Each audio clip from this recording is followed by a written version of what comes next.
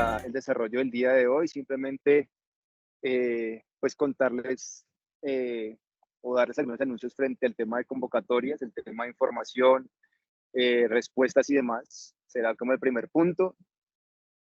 Posteriormente, la idea es que pues simplemente revisemos como muy rápidamente el tema de lo que falta del diplomado, que ya entramos en el último mes. Ya lo que viene será temas muy puntuales de acompañamiento, de cierre ya de algunos temas, de algunos procesos. Y posteriormente tenemos en el espacio el día de hoy a Raúl Félix Tovar, que ya le daré la palabra y se presentará, pero simplemente para provocarles un poco el espacio. Raúl Félix es de las personas que comenzó los dispositivos en el país. En esa primera clase que hablábamos de cómo comienza a estructurarse todo este modelo ECO2 por allá en el 99, 2000 y cómo comienza a llegar a México, a Colombia, a otras partes de Sudamérica principalmente. Pues Raúl Félix justamente hace parte de este grupo y creo que es de las personas que más procesos de dispositivos de base comunitaria ha desarrollado en el país y ha acompañado en el país, ha escrito o apoyado la escritura de todos estos lineamientos que el país tiene, y no solamente el país, sino en otros espacios y otros contextos que ya nos contará más a detalle cómo ha sido este desarrollo histórico desde su aporte a la construcción de dispositivos de base comunitaria. Y también pues nos contará un poco cómo ha sido también el desarrollo y la estructuración de los dispositivos de base comunitaria que actualmente están funcionando en algunos lugares del país. Igual estará con nosotros Jaime Marulanda, que hace parte de la Corporación Viviendo, corporación pues que Raúl Félix es su directivo y coordina uno de esos dispositivos de base comunitaria puntualmente en temas de reducción. Entonces, pues, el día de hoy tendremos ese acompañamiento de parte de Raúl y de Jaime, que nos contarán pues, más a detalle, y cerraremos pues con algunas preguntas que puedan surgir de la presentación que nos hagan el día de hoy. Entonces, pues de nuevo agradecerles el espacio, agradecerle a Raúl y a Jaime también la posibilidad de estar acompañándonos el día de hoy, y simplemente pues contarles que con respecto puntualmente a a las postulaciones y las respuestas, varios temas allí. Hubo un proceso de selección que arrojó pues como tres posibilidades, unos procesos o unas aplicaciones que fueron aceptadas sin ningún tipo de ajuste o subsanación, otros procesos u otras apuestas que fueron previamente seleccionadas con subsanaciones, y otras propuestas que no fueron en este momento seleccionadas. Eso no quiere decir que estén descartadas de este proceso, puesto que entran a la lista de espera. En este momento no están definidos todos los puestos, hay procesos que están en subsanación. Entonces estamos a la espera de esas subsanaciones, de que efectivamente se surtan todos los procesos solicitados para dar respuesta a esta convocatoria, y en caso tal que algún proceso desista o no cumpla finalmente con el proceso requerido, pues en orden de lista, aquellos procesos que están en espera entrarán también en un proceso de selección. Pero para profundizar este tema, le doy la palabra a Camilo, del coordinador de proceso, para que pueda también profundizar en esto. Gracias, Carlos, y bueno, buenas tardes a todos y a todas. Desde luego comparto la posición y lo que plantea Carlos. Primero que todo, saludar a Raúl Félix, un gusto saludarte también. No sé si pues ya está la sesión, acabé de entrar justo ahorita y vi que estaba Carlos Muñoz interviniendo. Solo quería profundizar en un tema particular, y es el siguiente. Bueno, tenemos en este momento 53 personas en sala. Seguramente algunos se van a ir uniendo en el transcurso del rato para que todos pues podamos transmitir también esta información a ellos. Lo que decía Carlos, hay un proceso que va avanzando, que tuvo tres salidas, digamos, en términos de unos que ya quedaron seleccionados, otros que están pendientes en subsanaciones, que se cumplirían el día de hoy como la fecha de subsanaciones, y los últimos que quedarían por ahora en listado de espera, de acuerdo a lo que decía Carlos Muñoz. Y queremos con estos minuticos que nos tomamos también hacer énfasis en que, pues digamos que no perdamos de vista el objetivo del diplomado. El objetivo hoy, y como lo mencionaba Carlos, es poder aprovechar esas experiencias que tienen en los compañeros Jaime y Raúl que nos acompañan el día de hoy, escucharlos, preguntarles que dejemos como esas dudas y reclamaciones o como consultas que de hecho ya nos han llegado y que estamos en la proyección de sus respuestas, pues a través de ese canal que creamos como en el correo.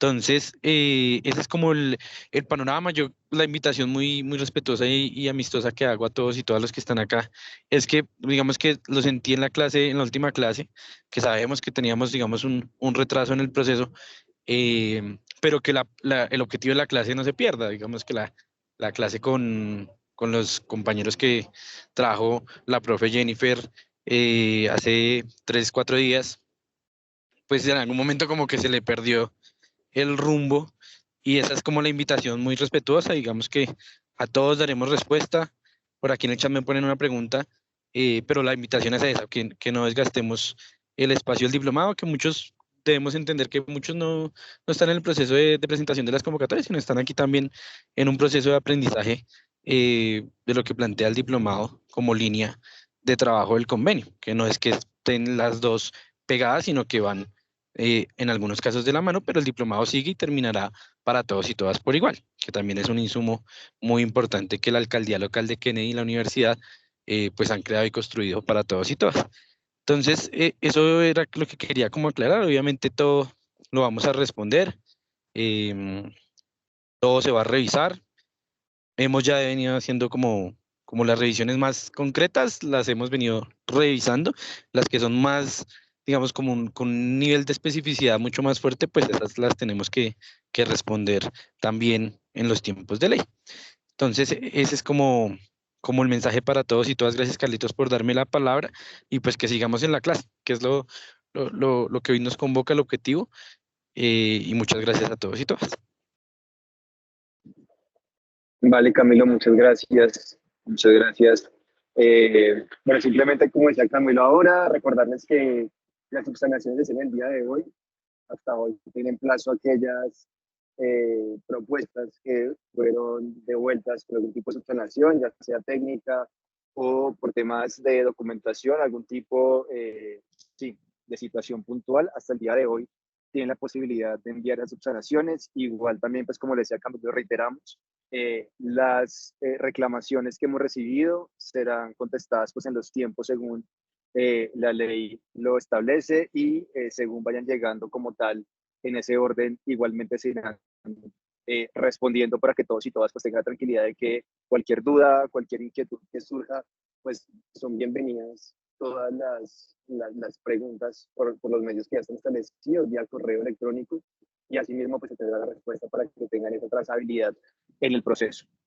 Bueno, como el primer punto que queríamos hacer el día de hoy, ya también para comentarles que, como les decía, el diplomado ya finaliza este mes que entramos en marzo, ya nos quedaban solamente 3 semanas, alrededor de 6 clases, donde pues justamente con las herramientas que también hoy creo que Raúl nos va a brindar, que son muy valiosas y por eso pues me da mucha alegría que nos pueda acompañar y que podamos también como contar con su experiencia, justamente es para poder ya tanto los procesos que van a arrancar como procesos que probablemente puedan iniciar en algún momento o algún interés que tengan de algún tipo de incidencia en temas de salud mental, en temas de consumo, en temas de salud colectiva, pues que también comencemos a generar esos procesos ya de incidencia política, que finalmente pues es un tema que siempre hemos hablado, que estamos justo en un momento clave por el desarrollo o por la construcción de esos planes de desarrollo a nivel local. Creo que la posibilidad de comenzar a tener incidencia es bastante grande y pues la idea justamente de estas últimas clases es poder ya entrar en esos terrenos de la incidencia política. Eh, no solamente como dispositivos o como iniciativas comunitarias, como eh, desean llamarlo, sino más desde esas posturas tanto colectivas como individuales que ya van a permitir generar una acción mucho más concreta y mucho más puntual. Entonces vamos a tener estas 6 sesiones restantes para poder comenzar a tener las herramientas y comenzar a construir esos procesos ya de incidencia política en los diferentes temas de interés que tengamos. Y pues finalizaremos por allá hacia el 16 de marzo, pues con el proceso de cierre de este diplomado. Entonces, pues también agradecerles estos meses que nos han acompañado en diferentes momentos, las diferentes personas que hemos estado aquí en el transcurso pues, de este diplomado. Y nada, simplemente agradecerle de nuevo a Raúl Félix y a Jaime Marulanda que estén aquí. Le voy a pedir el favor a David si les puede abrir el micrófono para que nos puedan contar. Sí, Están claro, si con sus quiere... nombres, Jaime M. y Raúl Félix. Listo.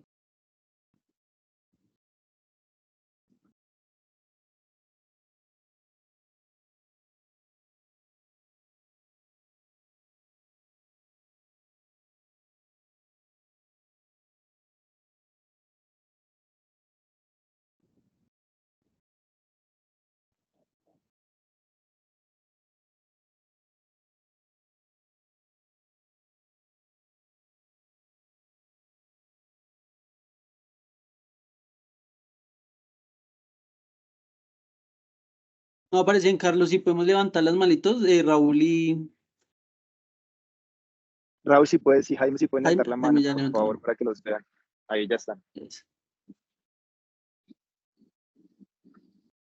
Listo.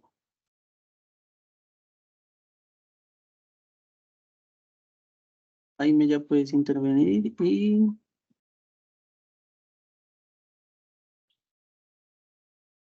Jaime también, listo, bienvenidos. Buenas. Hola, ahí me escuchan. Bueno, permítame bajo la Sí, Raúl, mano perfecto. para que no quede. Bueno, empiezo yo. Voy a hacer una presentación rápida para que Jaime, que es la persona que coordina el dispositivo que funciona en Sucre, tenga como el tiempo suficiente. Nos han dado un tiempo que queremos aprovechar bien. Empiezo por agradecer la invitación que se nos hace. Esperamos aprovecharla de la mejor manera y poder ilustrar con los detalles que sean posibles lo que es el funcionamiento de un dispositivo comunitario.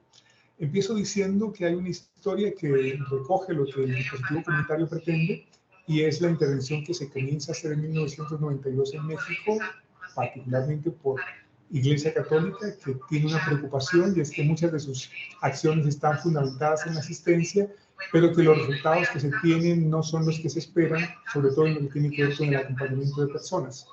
Eso hace que se genere un grupo de profesionales que en su momento fueron acompañados por Efraín Milanese, por Roberto Merlo, por Vivir la Fe y un equipo de organizaciones de México. En 1992 se comienza a hacer una intervención. Esa intervención produce unos efectos que terminan convirtiéndose en lo que se llamó en principio comunidades locales de prevención. Alguna vez se llamaron también barrios terapéuticos porque eran en territorio, sobre todo territorios con alta vulnerabilidad social, con presencia de múltiples problemáticas y con una complejidad bastante fuerte, donde el consumo siempre estaba presente, pero regularmente estaba acompañado de otras situaciones que tenían que ver con pobreza extrema, con delincuencia, con prostitución o trabajo sexual, con temas de familia bastante críticos, con dificultades en lo que tiene que ver con la mezcla de acciones ilícitas, acciones de marginalidad, acciones de informalidad, y eso generaba un entorno crítico del que era muy difícil salir para algunas personas, sobre todo aquellas que entraban en consumo. Había un entorno que favorecía este tipo de conductas e intervenirlo se volvía un poco crítico. Aparecen ahí los que podríamos llamar los atisbos de lo que después llamamos dispositivos comunitarios y tenían como elemento común el tratar de dilucidar cuáles son esas dinámicas propias de un territorio que garantizan que ciertas conductas, comportamientos, dinámicas se queden, se instalen, se vuelvan crónicas o permanezcan y hagan que al lado de ellas florezcan una serie de situaciones que se podrían considerar críticas o problemáticas.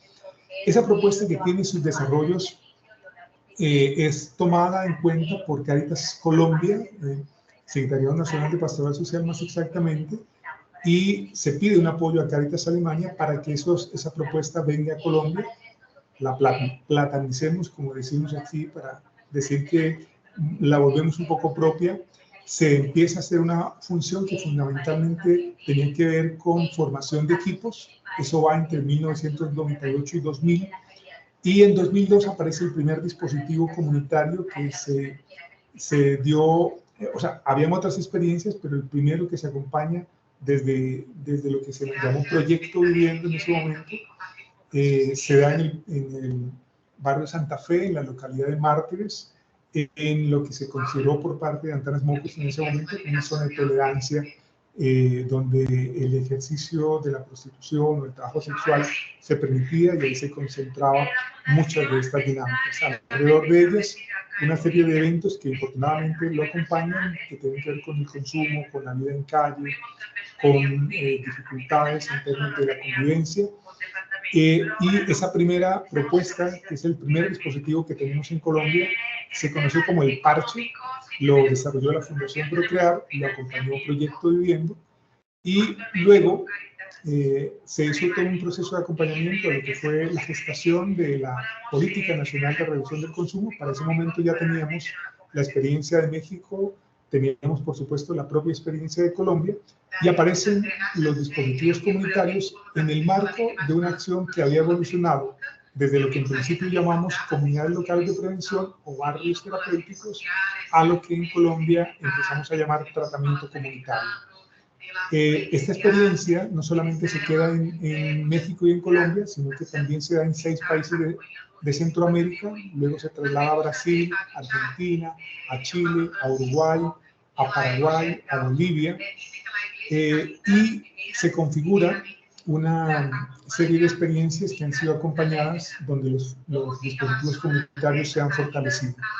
Voy a cerrar diciendo que la incidencia en la Política Nacional de Reducción del Consumo de Sustancias fue interesante, porque a partir de las discusiones que se dieron, generó el eje de mitigación, que fue el que inició o el que facilitó que posteriormente empezáramos a poder hablar de riesgos y daños como una propuesta complementaria a prevención y a tratamiento para cubrir una población que no siempre era atendida, que regularmente era mal vista y que no tenía respuestas desde la política nacional. Eso llevó a que en el marco de la política se estableciera un primer documento que ayudamos a construir con la Fundación Procrear, que fue el modelo de inclusión social para personas consumidoras de sustancias, donde el tema de los dispositivos comunitarios es central, toma una fuerza importante y desde ellos se desarrolla. Y los dispositivos comunitarios tenían varios escenarios. Raúl, disculpa. Dale. Qué pena que te interrumpa, es que me están diciendo que no se te escucha bien. No sé, creo que se escucha por alguna dificultad. Vaya, bueno, entonces voy a cerrar diciendo, para darle el paso que el hecho de que pudiéramos estar en la política nacional fue importante, que pudiéramos hacer parte de los desarrollos en los territorios de los dispositivos, tanto centros de escucha como zonas de orientación, fue importante, y eso nos ha dado la fuerza también para tomar desde la experiencia de los dispositivos comunitarios y hoy estar trabajando en reducción de riesgos y daños, que es una de las propuestas interesantes que todavía están en proceso de fortalecerse en Colombia. Y para el caso nuestro en particular, en el barrio Sucre, que es la experiencia que les vamos a contar, y el acompañamiento que hacemos a personas que consumen drogas por vía inyectada, y hemos generado lo que llamamos un centro de acogida y atención integral para personas que se inyectan drogas, donde esperamos que se pueda abrir la segunda sala de consumo supervisado en Colombia, que ya en este momento está en proceso de generar los lineamientos por parte del Ministerio de Salud que permitan darle la fuerza y garantizar también que la atención a personas que se inyectan drogas pueda ser posible. Voy a dejar mi intervención hasta ahí. Les pido excusas, quería dar este contexto para que ahora que hablemos de los dispositivos sepan un poco de dónde vienen y cuál es la intención que hemos tenido con ellos. Así que le doy la palabra a Jaime para que sea él el que presente la experiencia. Vale, Raúl, muchísimas gracias. Simplemente quería contarte que sí, la idea es que podamos profundizar en el tema de dispositivos, también ya con lo que Jaime nos va a contar, pero también que si quieren tomarse más del tiempo que hablamos, es totalmente válido. Para nosotros, muchísimas gracias que nos puedan brindar como ese espacio y toda esta información. Simplemente quería manifestarte eso, porque creo que sí hay como mucho interés en, en, en el dispositivo que nos van a contar ahora, pero también otras experiencias probablemente mucho más centradas en prevención, que también, y sobre todo también en colegios, y pues en zonas universitarias que ustedes tienen vasta experiencia. Simplemente quería mencionar eso. Y dale, Jaime, Muchas gracias. muchas gracias.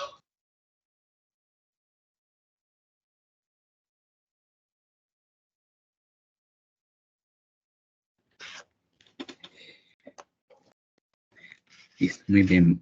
Buenas tardes a todos y todas. Empecemos confirmando si me escuchan bien, por favor.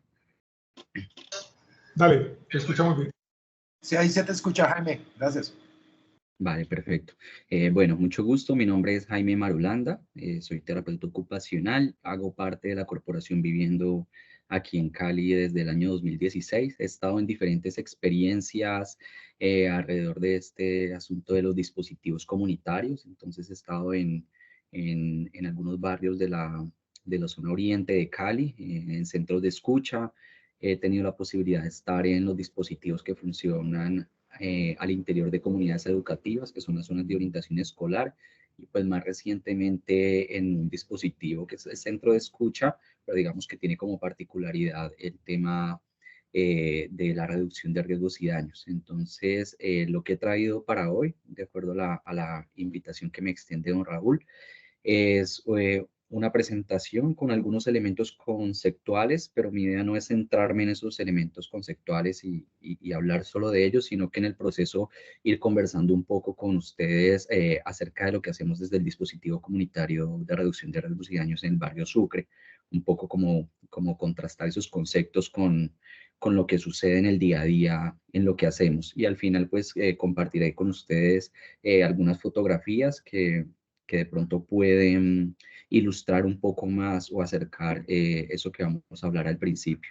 Entonces voy a apagar mi cámara para hacer la proyección. Por favor, en cuanto se vea, me confirma.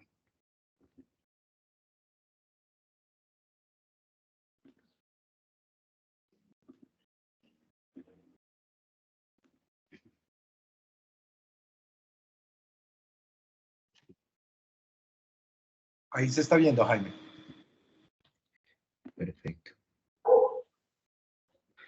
Bueno, entonces vamos a hablar un poquito del modelo de tratamiento comunitario y de los dispositivos denominados centros de escucha. Las fotografías que van a ver en el transcurso de la presentación, pues hacen parte del trabajo que hacemos constantemente en el barrio Sucre.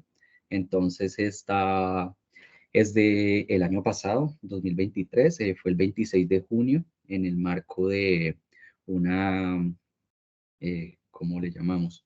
Una contracampaña, ¿no? Se celebra como un año más de la lucha o la guerra contra las drogas. Entonces, en la contracampaña de Apoye No Castigue, que, digamos, busca visibilizar a las comunidades y personas donde sucede el fenómeno de drogas, pero, digamos, centrándonos en un asunto de derechos humanos, en un asunto que invita a repensarse esa lucha contra las drogas y a generar otras respuestas, porque entendemos que en tantos años lo que ha generado esta lucha o esta guerra contra las drogas ha sido pues efectos nocivos para las diferentes comunidades y personas. Pues tuvimos una actividad allí en el barrio Sucre que involucró a diferentes actores, como pueden ver allí. Hay personas que vienen de algunas instituciones como policía, los que tienen que ver con temas ambientales. Hay, por supuesto, usuarios de drogas y también vecinos y digamos, vecinos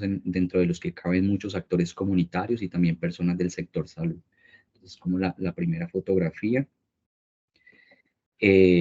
Lo que vamos a abordar en la presentación, entonces, pues, unos antecedentes del tratamiento comunitario, hablar un poquito del modelo y del centro de escucha.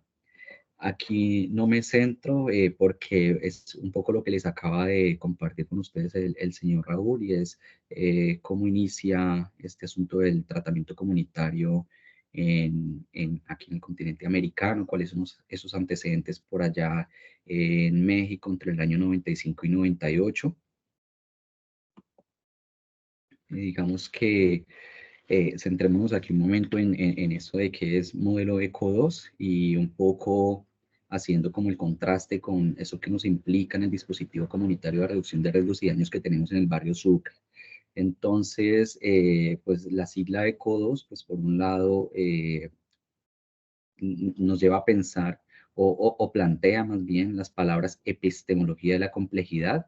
Entonces, esto es importante porque lo que nos plantea el modelo es la unión de diversas disciplinas para entender la realidad humana. Digamos, el barrio Sucre y muchos de los contextos en los que se hacen o se dinamizan diferentes intervenciones de carácter comunitario, pues son territorios y comunidades complejas, ¿no? Donde convergen muchos factores. Si hablamos del barrio Sucre, por ejemplo, es un barrio con una historia aquí en Cali, en la Comuna 9 de Cali, centro de la ciudad, una historia donde en algún momento se configuró como la zona de tolerancia de la ciudad, donde poco a poco fue apareciendo este asunto de las drogas, diversidad de ellas, también el tema del trabajo sexual, que en sus inicios no se llamaba trabajo sexual, tenía otras connotaciones, el tema de habitancia en calle, el tema de violencia, de bajos ingresos económicos, es decir, un contexto que reúne diferentes situaciones que son demasiado complejas y que no pueden ser entendidas desde una sola mirada. Entonces, el modelo aquí lo que nos invita es a que desde diferentes disciplinas tratemos de entender esa realidad, ¿no? Y entonces, en un equipo como el que tenemos hoy en el barrio Sucre, seguramente psicología tiene una perspectiva de esa realidad, pero trabajo social tiene otra, sociología tiene otra, las personas que tienen conocimientos en derechos humanos, digamos de manera más profunda, tienen otra mirada y así. Entonces es importante la interlocución entre las diversas disciplinas, pues para entender esa realidad. El primer paso es entenderla para generar respuestas.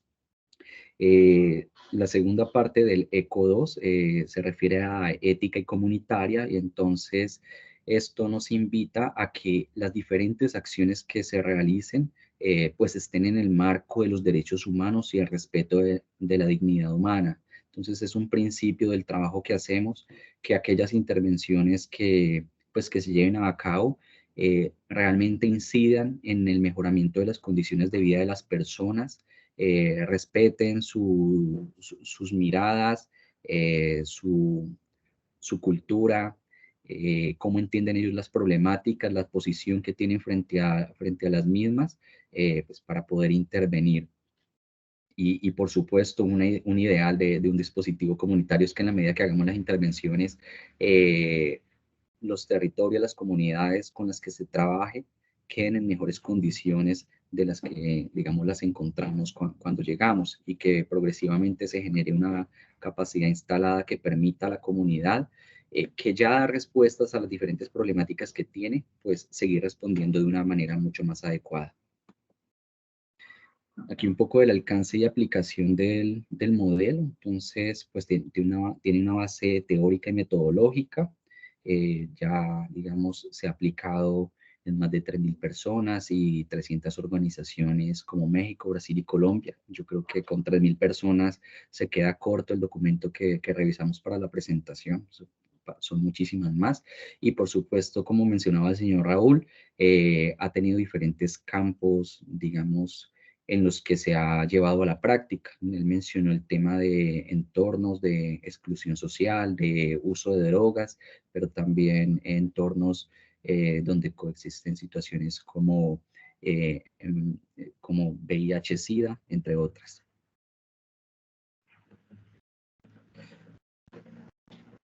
Es que el modelo o el trabajo en redes implica una relación, una relación social que abarca espacio, tiempo y comunicación, y esto lo voy a explicar acá un poco más adelante cuando aparezcan escanear redes. Esta es una red del dispositivo comunitario de reducción de riesgos y daños de Sucre del año 2021. Entonces, pues los diferentes puntos que aparecen en colores como azul, rojo, café, morado, etcétera, pues representan individuos o personas. Las líneas representan esas relaciones que hay entre las personas. Y esos vacíos, ¿no? Pues son la posibilidad de generar otras relaciones. Entonces, un poco con eso nos referimos al tiempo, al espacio, que sean en un contexto. Esta red, si más adelante tengo la oportunidad, les puedo presentar la del año 2022, porque lo que nos ilustra es a un grupo de personas que son usuarias de drogas inyectadas, específicamente heroína, en relación con otros actores comunitarios, como son vecinos del barrio, dealers o distribuidores de droga, tenderos, comerciantes, actores institucionales, entre otros. Digamos, lo que nos muestra esta red en comparación con la del año 2022 es que los azules, que son los usuarios de droga, están mucho más concentrados a un lado, que es el izquierdo, mientras que otros actores están al lado derecho. Y eso lo que nos llevaba a reflexionar era un poco cómo se da ese fenómeno de inclusión o exclusión. Y cuando mirábamos la red del año pasado, empezamos a encontrar mucha más interacción y una distribución mucho más uniforme de los diferentes actores en la red, que nos lleva también a la reflexión de cómo el trabajo que veníamos haciendo para generar espacios de encuentro, de transformación de ciertas problemáticas, de trabajo alrededor de cosas que le interesan a la comunidad en general, permitió que la gente se fuera integrando y estableciendo otro tipo de relaciones donde, digamos, personas que antes ocupaban un lugar de pronto de exclusión empiezan a ocupar un lugar en el que están, digamos, incluidas en una relación con otros actores comunitarios. Importante mencionar esto, y es que las redes sociales pues generan bienestar, y digamos que hay diferentes estudios que dan soporte a esto.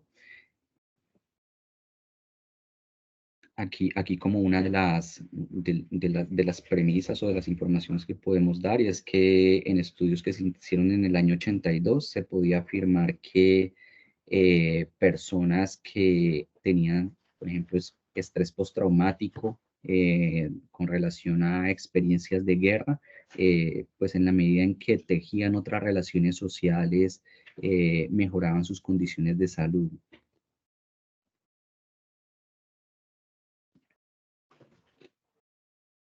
Esta me la salto y me quedo en esta.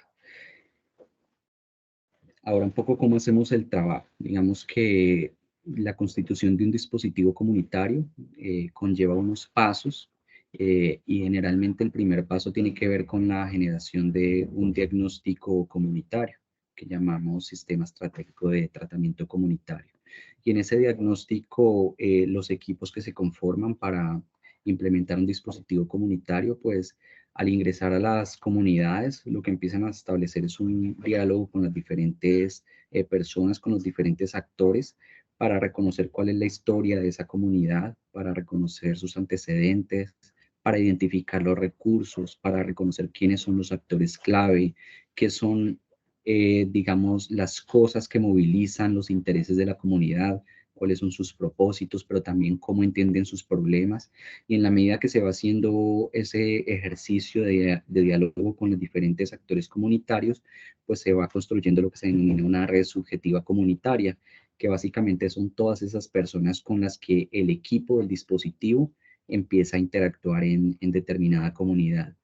Eso es importante porque en la medida en que un equipo construye relaciones con diferentes actores comunitarios, sean formales o informales, sean liderazgos formales como un presidente de la Junta de Acción Comunal, como pueden ser informales, por ejemplo, alguien que no tiene, digamos, un estatus de pertenecer a alguna organización o a la Junta como tal, sino que son personas que voluntariamente ejercen liderazgos en el barrio y movilizan cosas, ya sean deportivas, culturales, artísticas, de asistencia básica, entre otras, pues son personas importantes con las que hay que conversar.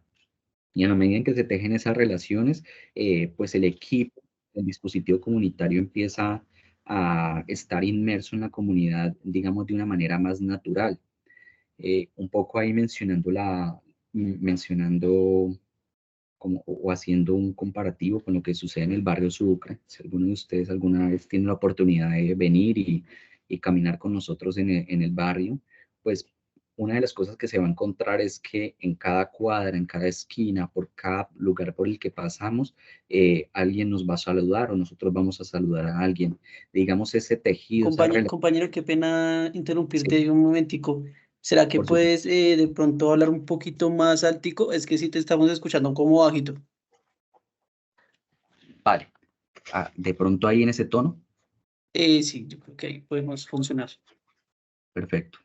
Vale, entonces decía que en la medida en que vamos caminando por el barrio, pues interactuamos con diferentes personas y esas conforman la red subjetiva comunitaria. Es importante porque le garantiza una seguridad al equipo. Decíamos que estos territorios muchas veces pues reúnen diferentes condiciones que pueden ser complejas, entre ellas temas de violencia, de seguridad, y en la medida en que somos reconocidos por diferentes agentes comunitarios, pues eso nos da un marco de seguridad para operar y para hacer cosas en los barrios o en los contextos en los que estamos. La red operativa, que se refiere a todas esas personas que de una u otra forma movilizan cosas en el barrio. Entonces uno se encuentra con la señora que, por ejemplo, en el barrio Sucre, cocina alimentos que le donan diferentes personas, organizaciones, comerciantes, etcétera, y cocina para compartir con habitantes de calle. Pues realmente es una persona que desde su rol está dando una respuesta a una necesidad que hay en el barrio. Se encuentra uno con líderes deportivos en contextos donde, por ejemplo, no hay una cancha de fútbol, no hay escenarios deportivos, no hay espacios de carácter cultural como es lo que sucede en este barrio que les menciono, pues alguien que moviliza y hace trabajo con niños, niñas, adolescentes y jóvenes alrededor del deporte, pues se configura como un rol o una persona con bastante importancia. Y así con diferentes tipos de liderazgo que pueden aparecer y que conforman una red operativa. Esta red de recursos comunitarios y red de líderes de opinión, pues digamos se refiere tanto a la presencia de la institucionalidad como tal, ya sea a través de la policía, a través de otras ONG que operen en los territorios, a través de los equipos extramurales del sector salud, eh, así como iniciativas de carácter comunitario, un restaurante comunitario, una casa cultural, entre otras, pues configuran esa red de recursos comunitarios. Y la red de líderes de opinión, pues que son esas personas que no necesariamente hacen parte de una institución y que, digamos, tienen un liderazgo formal, pero que por sus trayectorias, que por su reconocimiento en el barrio, tienen la capacidad de movilizar a otros y que son importantes ganárnoslos porque, digamos, nos permiten generar respuestas y nos permiten, por ejemplo, para un ejemplo concreto, hay gente que va a reuniones solo si las invita a determinada persona y les menciona por qué es importante. Entonces, esos actores son importantes o porque también son voces que hay que tener en cuenta para hacer o no hacer ciertas cosas en el barrio. Entonces, digamos que a grosso modo, esas son las redes que configuran un dispositivo comunitario y básicamente lo que intenta hacer el equipo es a dinamizar esas redes para generar respuestas frente a las diversas necesidades que hayan en la comunidad. Esto ya lo mencioné un poco. Doy un poco aquí también de contexto. Estas fotografías tienen que ver con una actividad comunitaria que se realizó en el barrio Sucre en el año 2023 alrededor de algo que se denominó, o bueno, la excusa fue un festival que se hizo para celebrar el cumpleaños del barrio, un poco más de 100 años, y digamos que al lado izquierdo ven a dos mujeres que hacen parte de esa red operativa que ese día decidieron que iban a cocinar diferentes alimentos para compartir con la comunidad en general, entre ellos habitantes de calle que por supuesto no tienen las mismas posibilidades de acceso a alimentos, pero para diferentes vecinos y personas en general. Al lado derecho ven un grupo de personas allí como observando algo en el piso y básicamente son algunos habitantes de calle, otros usuarios de drogas inyectadas que se vincularon a la actividad y dijeron vamos a tener limpio este espacio para la actividad que se va a realizar hoy. Es importante porque el hecho de que asumieran ese rol, lo que generan las diferentes personas del barrio es que los lleva a reconocerlos o a observarlos desde un lugar diferente, no solamente desde, digamos, lo que hacen cotidianamente, que es usar drogas, sino que también entienden que son personas que pueden asumir otros roles, que pueden vincularse a otro tipo de cosas, y en ese sentido, pues, se logra, digamos, disminuir esa relación excluyente que se establece. En anteriores experiencias, si se hacía el festival o un tipo de actividad como estas, pues básicamente era los usuarios de drogas o los habitantes de calle no pueden vincularse, no pueden estar, pero aquí vemos coexistiendo como, digamos, a estos diferentes grupos poblacionales y digamos teniendo un sentido de comunidad. Esta fotografía que aparece aquí, pues tiene que ver con el acercamiento de servicios al barrio y esos servicios están dados por la red de recursos institucionales y comunitarios. Es decir, el dispositivo comunitario no tiene que hacer todo, no tiene todos los recursos para decir vamos a atender las diferentes necesidades de la gente en el barrio, sino que en la medida en que entablamos relaciones con actores clave, podemos invitarlos a generar respuestas también y digamos que eso es importante porque se optimizan los recursos que puedan tener una u otra institución. Digamos que estos son los ejes que actualmente tiene el modelo de tratamiento comunitario. El eje 1, que es el de prevención y organización. Digamos que en este eje se trabaja todo lo que tiene que ver con la organización comunitaria. Ahora les voy a compartir algunas fotografías y experiencias, pero desde este eje generamos experiencias de trabajo con líderes formales, líderes informales, incluso líderes que están dentro del marco de la ilegalidad, pero que son actores con los que saben que estamos en el territorio y con los que es importante conversar para establecer ciertos acuerdos y que en la medida en que la comunidad se organiza para generar respuestas a sus problemáticas, pues vamos alcanzando esa meta de que no dependa de un equipo externo para dar solución o para atender las cosas que se requieren en el barrio. Hay un eje 2 que es de asistencia básica. En el caso específico del dispositivo de reducción de riesgos y daños que operamos desde la Corporación Viviendo en el barrio Sucre, aquí realizamos la acción que tiene que ver con intercambio de jeringas para las personas que usan heroína por vía inyectada, pero también todo lo que tiene que ver con curaciones desde enfermería, con entrega de medicamentos para tratamientos como el VIH. Ahí es importante decir, por ejemplo, que estos ejes pues se presentan así porque es una forma de organizarlos y de entenderlos, pero permanentemente están en relación. Para dar un ejemplo concreto, el hecho de que nosotros entreguemos medicamentos a personas que viven con VIH tiene que ver con que ya hemos establecido unas relaciones con las instituciones que hacen parte del sector salud para establecer unos acuerdos y que nos puedan entregar esos medicamentos y dispensárselos diariamente a personas que por el hecho de vivir en la calle no pueden, digamos, cuidarlos de manera permanente, porque si se duermen se les pierden, porque hay otros que se lo roban y pues todas las diferentes cosas que pasan en la calle. Entonces, es como importante mencionar esa articulación. Tenemos un eje 3, que es el de educación y rehabilitación. Aquí se dan procesos de formación o de educación más bien formal, pero también informal. Yo he mencionado que el dispositivo se denomina dispositivo comunitario de reducción de riesgos y daños, pero no se enfoca solamente en atender a personas que usan drogas. Digamos que desde la reducción de riesgos y daños se contempla que también esas comunidades en las que sucede el fenómeno de drogas, pues son, digamos, víctimas del sistema de exclusión, de la estigmatización, y entonces apuntamos a, digamos, dar respuestas a la comunidad en general. Por supuesto, con un interés particular en las personas que usan drogas por vía inyectada porque tienen unos mayores niveles de vulnerabilidad.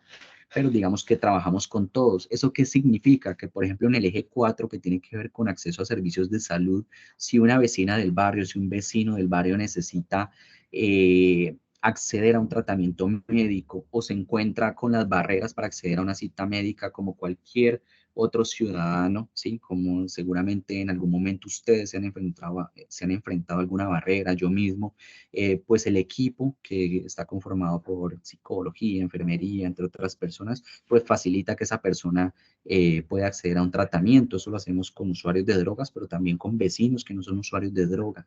Tema de educación, tenemos relaciones institucionales, por ejemplo, para que la gente estudie.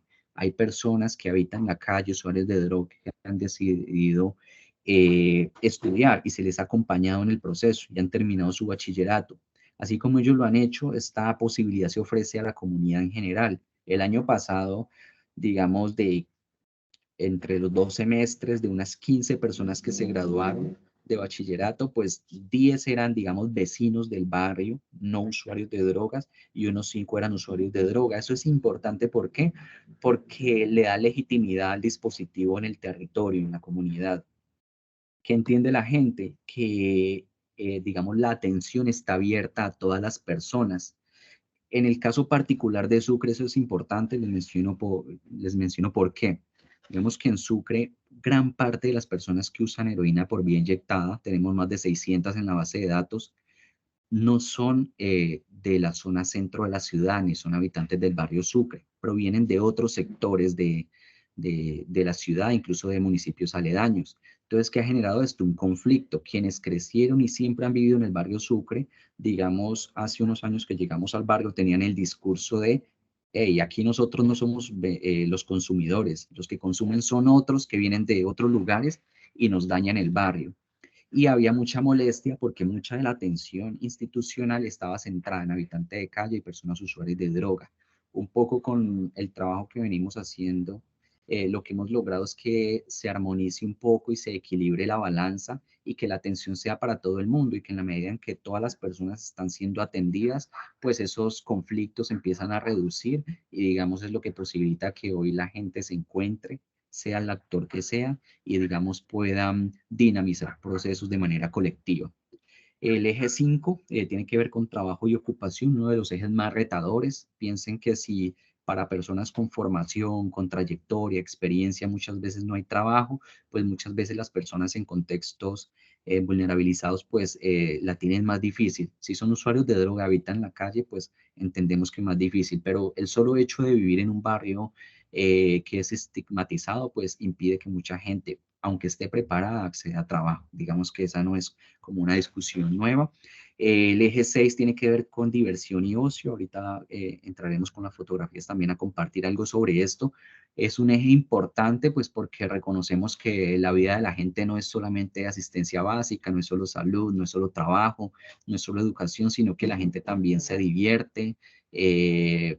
Digamos, en el barrio, los barrios o los diferentes entornos, pues tienen unas características culturales que generan encuentro y entonces desde este eje se movilizan diferentes cosas que son afines a los intereses de la gente en la comunidad y digamos permiten el encuentro comunitario, hacer tejido social y generar respuestas. Un poco ahorita también que veamos la fotografía van a ver cómo desde este eje en algunas experiencias hemos logrado integrar todo lo que sucede en los demás. Aquí brevemente, pues digamos que hemos hablado de modelo de tratamiento comunitario y digamos que el modelo se materializa en los diferentes contextos a partir de diferentes estrategias de redes. Una de ellas es el centro de escucha, pero si hablamos, por ejemplo, de un contexto o comunidad educativa, vamos a hablar de una zona de orientación escolar. También en las cárceles, que se entienden como una comunidad en sí, pues funcionan los dispositivos de patio, entre otras. Entonces, digamos que a nivel barrial, pues utilizamos o lo llamamos centro de escucha, la estrategia de redes que se implementa. Digamos que tienen unos objetivos importantes que Ya hablo de los objetivos. Hay unas funciones principales del centro de escucha que tienen que ver con escuchar, y es muy importante ese diálogo permanente con las personas. Es como de las primeras acciones que realizamos y que se hacen permanentemente, es escuchar, conversar con la gente. Hablamos de escucha activa y es entender eso que me está diciendo y no una escucha solamente de lo que me transmiten verbalmente, sino también esas cosas que la gente transmite sin expresar. Los dispositivos funcionan como mediadores entre las diferentes problemáticas que se encuentran en los contextos barriales, pero también mediadores frente a las necesidades que hay, y entonces movilizan la organización comunitaria para que puedan anclarse o generarse relaciones con actores institucionales y comunitarios que den respuesta a las necesidades. Y por supuesto, una cuarta función tendría que ver con capacitar, y es que las personas, pues en la medida en que son acompañadas por el dispositivo, potencien las herramientas para que puedan generar respuestas, porque pues cuando llegamos a las comunidades no nos encontramos una comunidad digamos, vacía, ¿no? Uno se encuentra que ya suceden cosas y que la comunidad tiene cierta organización, y con esa organización pues tramita y da respuesta a las cosas a las que se enfrenta diariamente. Sin embargo, el acompañamiento de un dispositivo lo que permite es potenciar esas habilidades que la gente ya tiene, optimizar recursos si es el caso, y digamos, organizar para que haya un trabajo mancomunado. Por supuesto, entonces, dentro de los objetivos, le apuntamos a cambiar las condiciones que generan sufrimiento social en la comunidad. Nosotros aquí en el barrio Sucre nos referimos siempre a mejorar condiciones de vida de las personas, y hablamos de atención integral porque pues, se le apunta a que la gente encuentre respuestas frente a las diferentes cosas que necesita en las diversas áreas de la vida.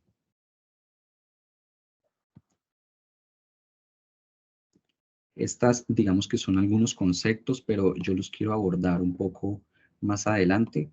Voy a dejar de hacer esta proyección para compartir un poco otras cosas que tengo en otro documento. Permítanme un segundo.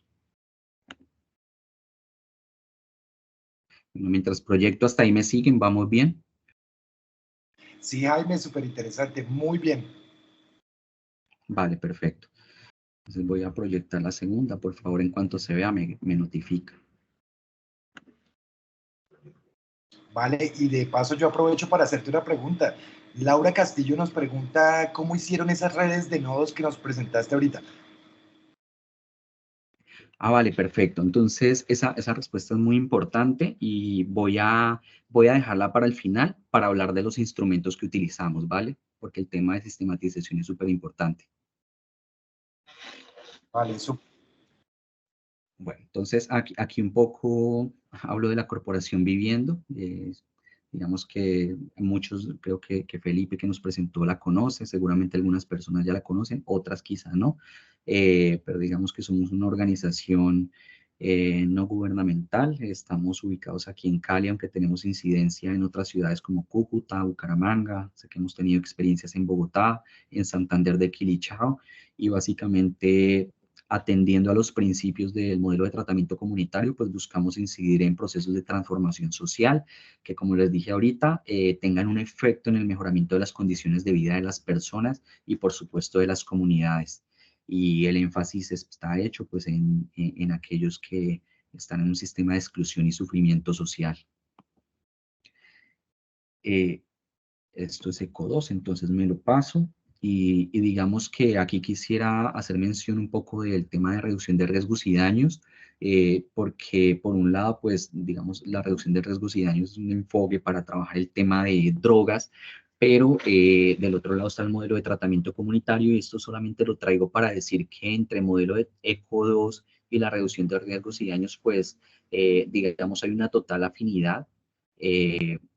Y aquí hay algunos principios de la reducción de riesgos y daños, y uno de ellos tiene que ver con el pragmatismo, donde nos dice este enfoque que buscar que las personas logren una abstinencia total es pues no es como un propósito muy realista, y que es más bien o es más importante hacer un trabajo en el que las personas se pongan sus propias metas y se les acompañe, si lo que quieren es reducir el consumo o si lo que quieren es consumir pero con menos condiciones de riesgo o de daños para su salud. Y digamos que esto tiene que ver con el modelo de tratamiento comunitario, pues porque finalmente uno moviliza procesos, pero son procesos que parten de lo que la gente quiere, ¿no? Y de lo que la gente está interesada en cumplir para su vida. Este asunto de maximizar opciones también digamos que es un principio con el que tenemos relación, porque en la medida en que la gente entabla relaciones sociales, ya sea con actores comunitarios o con actores institucionales, pues se acerca a diferentes posibilidades de recursos y de opciones, ¿no? Para dar respuesta a sus necesidades. Entonces, este principio, digamos que también aplica, el de derechos humanos, lo mencioné al principio, y digamos que es fundamental y que es un principio sin el cual, que no se puede dejar de lado para hacer las intervenciones, ¿no? Y es supremamente importante en esos entornos vulnerabilizados donde muchas veces, aunque hayan actores institucionales, no todos respetan esos derechos humanos, donde a veces debemos ser mediadores, donde la gente se encuentra con barreras para, digamos, que impiden o no posibilitan que se garantice sus derechos. Entonces, digamos, es otro principio con el que nos encontramos. Este me encanta, que tiene que ver con priorizar objetivos o necesidades, y es que cuando uno empieza a hacer ese diagnóstico comunitario se enfrenta como a un montón de situaciones que uno dice, bueno, ¿por dónde entiendo esta situación y por dónde la agarro? Porque son tantos problemas, pero pues digamos que algo importante es entender que uno puede priorizar, que la gente misma prioriza y que uno acompaña en esos objetivos, y que la gente, en la medida en que va alcanzando, hablo de la gente, pero también de la comunidad en general, en la medida en que va logrando ciertas transformaciones, pues digamos eh, va creando o estableciendo objetivos un poco más, ¿cómo podríamos llamarle? Pues digamos más complejos de cumplir, pero que a la vez pueden tener transformaciones más importantes. Pero la idea es que en estos acompañamientos pues la gente no se frustre. El tema del trabajo con las comunidades, de derecho a estar seguro, pues el tema de salud aparece aquí, pero pues digamos, como vimos en los ejes de tratamiento, abordamos diferentes áreas de la vida. Y en reducción de riesgos y daños hablamos de la participación de los usuarios, ¿sí? No es como que, es que si quieres mejorar tu vida debes internarte y debes suspender el consumo y es lo que diga un profesional, ¿no? Es, digamos, un plan de trabajo que se construye con ellos, y así como lo hacemos con usuarios y personas que usan drogas, pues también lo hacemos con diferentes actores comunitarios frente a sus necesidades. Aquí quisiera hablarles un poco de cuál es el equipo que tenemos en Cali. Hay una coordinación que en este momento la acompaño yo. Hay profesionales en psicología, tenemos voluntarios, una voluntaria inglesa, otra española, y algunos voluntariados pues vienen también del nivel local, auxiliar de enfermería, profesional en la recreación, operador PAR, que es una persona usuaria de drogas, y una operadora comunitaria. Digamos que le faltaría gente a este equipo, como trabajo social, terapia ocupacional. Cuando hemos tenido experiencias de práctica, han venido profesionales en, en temas de derechos humanos, en temas Jaime, de salud. qué pena, ¿Sí? una pregunta. Nosotros estamos viendo congelada la diapositiva número 2. ¿Dónde está? Yo la estoy moviendo. ¿Qué se ve? Estamos en la 2 donde se explica Corporación Vivienda. Uy, sí, está re atrás. Venga, voy a dejar de compartir y vuelvo a proyectar. Vale, muchísimas gracias.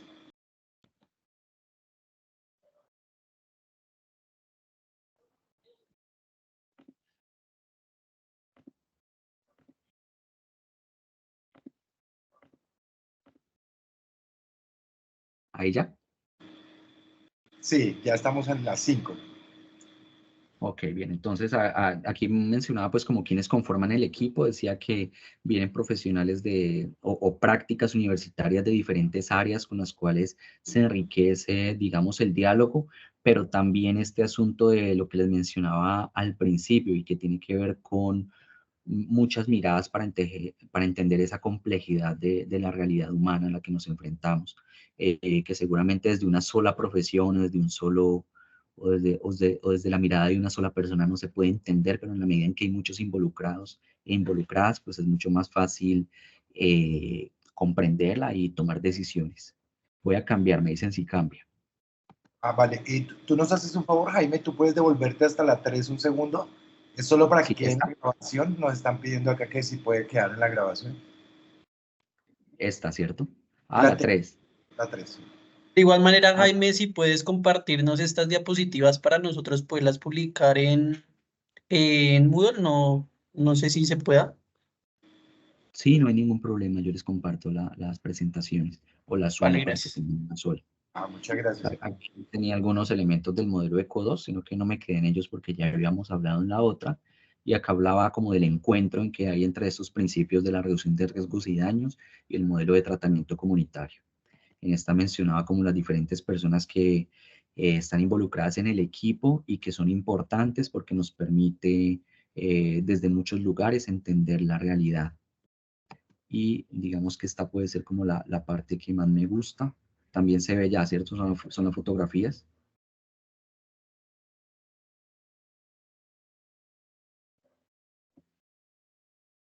¿Sí se ve? Sí, ahí se está viendo la 7. Perfecto. Entonces, digamos que voy a hacerles como un recorrido por diferentes cosas que hacemos. Anticipo que hay permiso para proyectar como las fotografías de parte de las personas que aparecen allí. Entonces, digamos que el dispositivo comunitario de reducción de riesgos y daños, digamos, lo empezó a operar la Corporación Viviendo por allá en el 2018, 2019. Y una de las situaciones problemáticas y que ha sido de interés al interior de la comunidad tiene que ver con las muertes por sobredosis. El año pasado, por ejemplo, hubo un registro de 38 casos de sobredosis en el contexto de calle. Entre el año 2021 y 2022, y digamos hasta febrero de 2023, tuvimos un récord de 0 muertes por sobredosis en la calle. Digamos que era común que la gente se muriera allí en las calles del barrio Sucre por sobredosis relacionadas con heroína.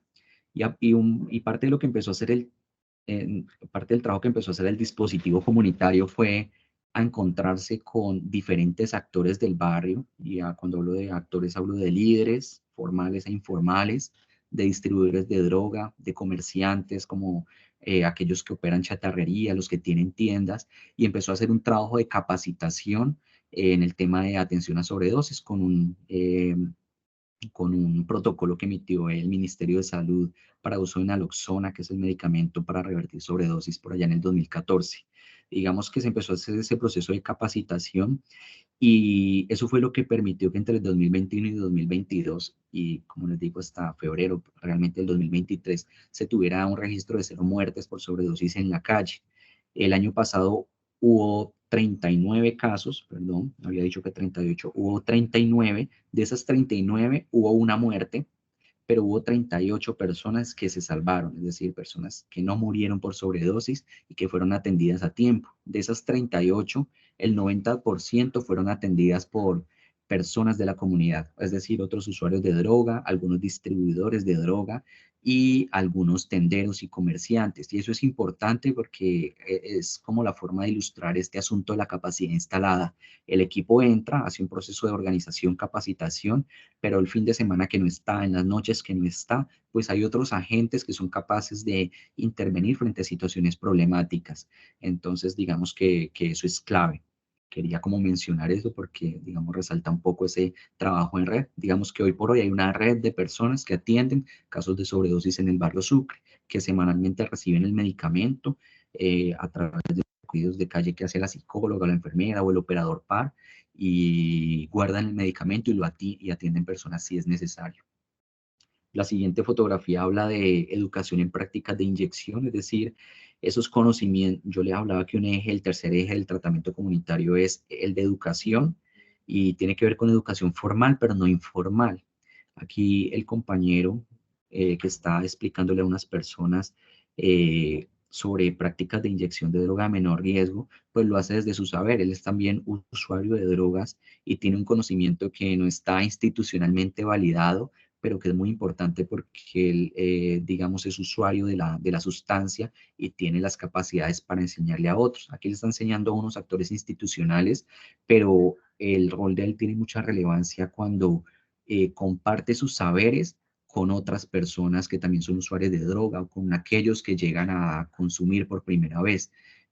Digamos, fundamental ese trabajo, y la idea es que esas prácticas de inyección, pues sean informadas, y que esos otros actores que se informen también tengan la capacidad para informar a otros, que se vuelvan replicadores.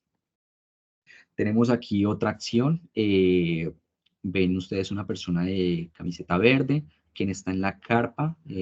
Está don Raúl, que está aquí con nosotros, y está el ministro de Justicia. Vino el año pasado al barrio Sucre. Es muy extraño, ustedes saben que un actor institucional, más bien gubernamental de este calibre, se acerque, digamos, a una comunidad, digamos, de manera tan estrecha. Y pues aquí hubo un hecho importante, y fue que él vino a socializar la política de drogas con personas usuarias de droga inyectada. Fue un día, digamos, importante porque los mismos usuarios pudieron expresar sus necesidades en temas de salud, pudieron hacer también preguntas alrededor de la política, y pues eso es importante, ¿no? Que un actor como este pueda acercarse a un dispositivo comunitario, y más que todo, más allá del dispositivo, a la gente, y que el dispositivo facilite como ese encuentro, pues es importante. Tenemos este asunto de generación de vínculos, y esto que se ve en la segunda imagen. Allí tenemos unas personas que hacen práctica en el dispositivo, conversando con uno de los usuarios, y están haciendo alguna actividad como de carácter lúdico o educativo. Y la generación de vínculos es importante porque yo les dije que una de las primeras redes que se construye es la red subjetiva comunitaria. Y pues esa red no emerge de la nada. Esa red subjetiva implica que uno entable unas relaciones, digamos, amigables con la gente que está en su entorno. Que si yo paso por el lado de la chatarrería, la gente me reconoce, me saluda, que las personas saben mi nombre y yo sé el nombre de ellas. Y eso es importante por el marco de seguridad, pero también porque con estas personas es que empezamos a trabajar y generar cambios alrededor de las comunidades.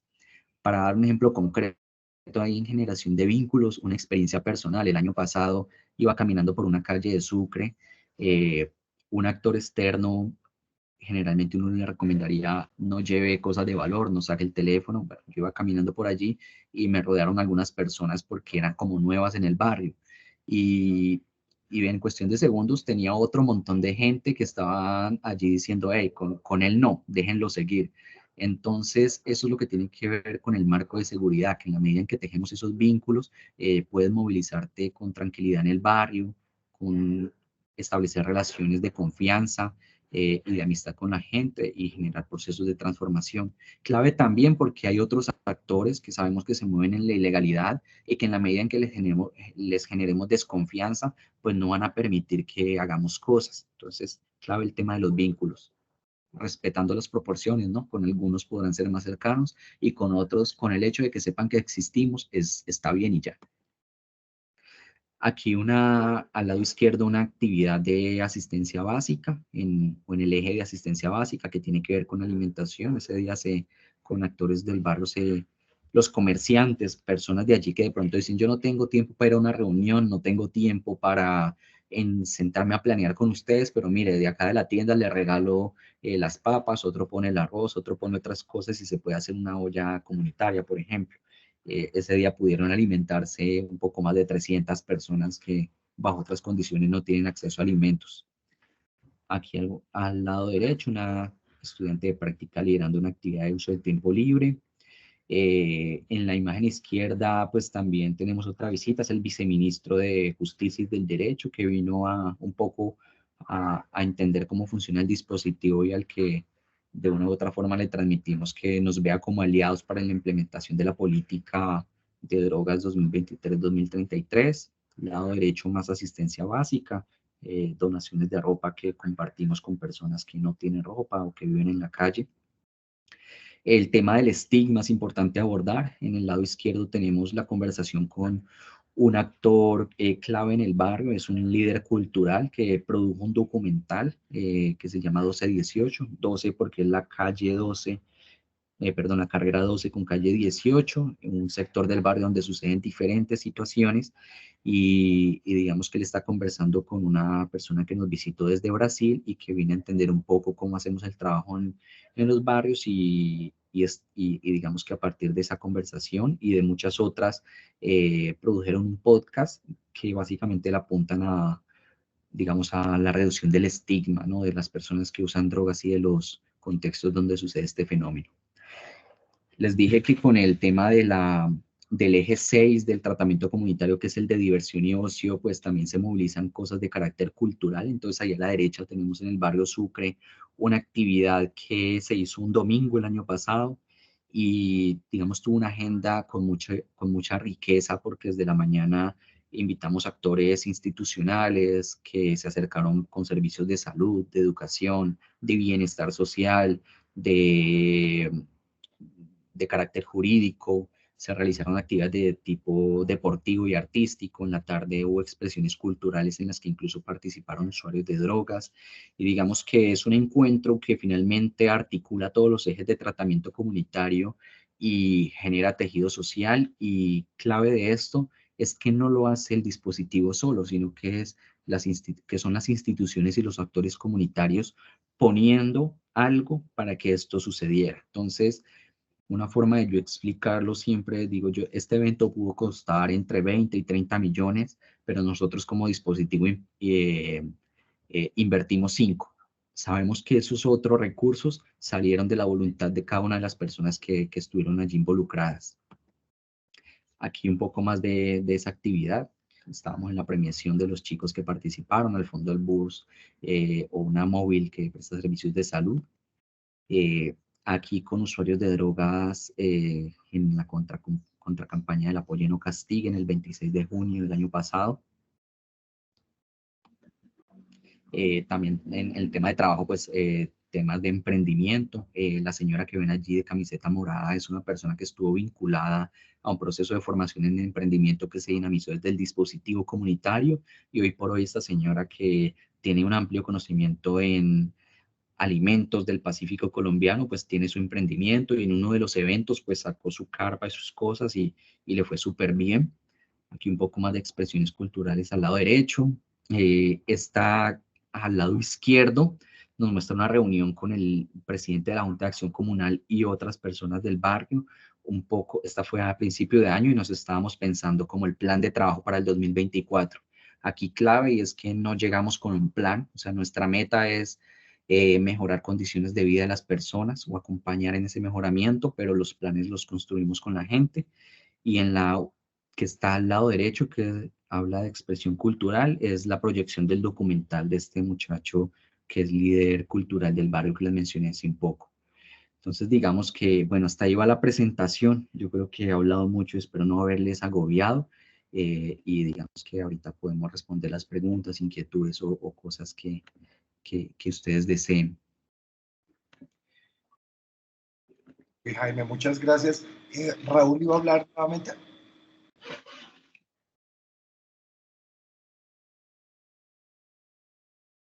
Mientras don Raúl habla, voy a dar respuesta como a la pregunta que me plantearon ahorita de cómo hacemos la red. Digamos que el modelo de tratamiento comunitario contempla varios instrumentos. El primer instrumento que se utiliza es el diario de campo, es decir, el equipo cuando entra a terreno empieza a registrar en una bitácora todas las interacciones que tiene con los diferentes agentes comunitarios, pero también las cosas que observan en el contexto.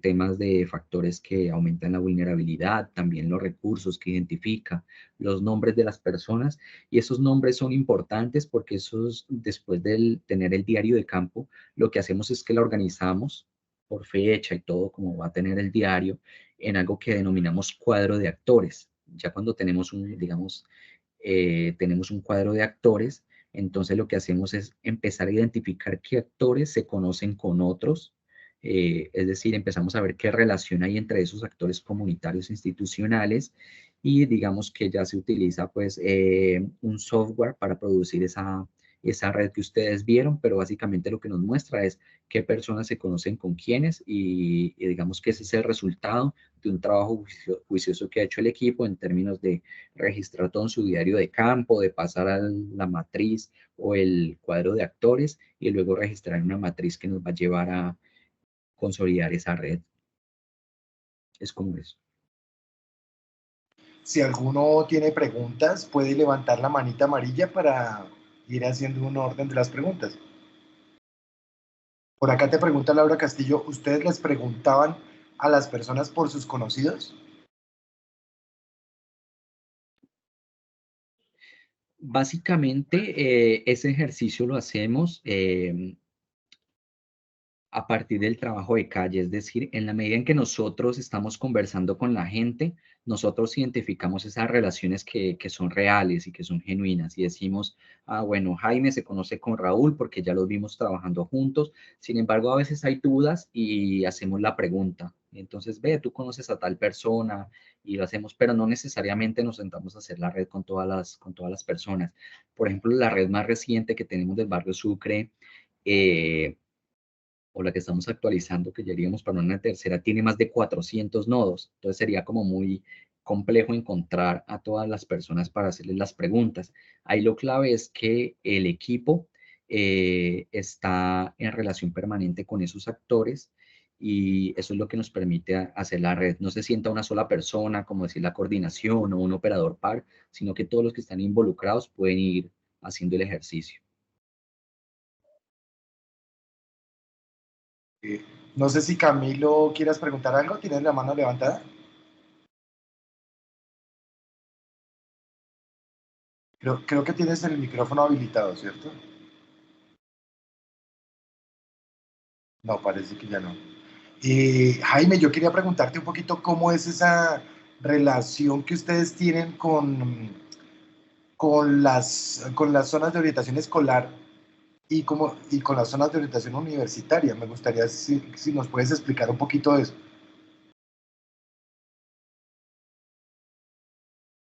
¿Puedes habilitar el micrófono, Jaime?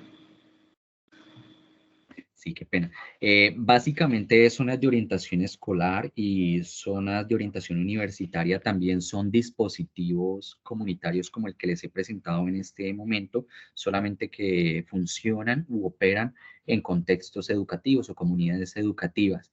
Digamos que actualmente no tenemos digamos, un dispositivo como el que tenemos en el barrio Sucre que coexista con un dispositivo en una institución educativa, pero tenemos experiencias, por ejemplo, en el año 2016, que fue que llegué a la Corporación Viviendo, en el barrio Potrero Grande de la Comuna 21 de Cali, teníamos el centro de escucha de Potrero Grande y en la institución, digamos, principal de este barrio, que es la Nelson Garcés Bernaza, funcionaba el dispositivo Zona de Orientación Escolar. Entonces, por supuesto, estos jóvenes estudiantes que estaban en estas instituciones educativas, pues hacían parte de este barrio, ¿no?